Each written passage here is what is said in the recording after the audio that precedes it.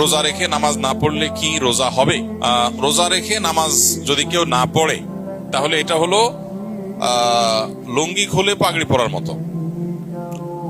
অর্থাৎ রোজার গুরুত্বের চাইতে নামাজের গুরুত্ব বেশি না কম? বেশি।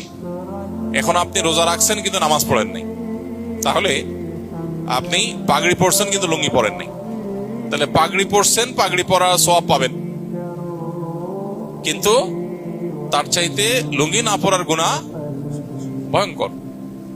তো এই জন্য রোজা রাখছেন, রোজার সওয়াব পাবেন, কিন্তু নামাজ পড়েন নাই, যার জন্য গুনাহ হবে তার চাইতে অনেক বেশি। এই জন্য রোজা রাখা উচিত, আবার নামাজও পড়া উচিত। রোজা রাখা যতটা উচিত, নামাজ তার চেয়ে বেশি পড়া, নামাজ পড়া আরো বেশি উচিত বা বেশি কর্তব্য। অতএব এই গুরুত্বটা আমাদের বুঝতে হবে এবং বোঝার চেষ্টা করতে হবে। আল্লাহ আমাদেরকে তৌফিক দান করুন।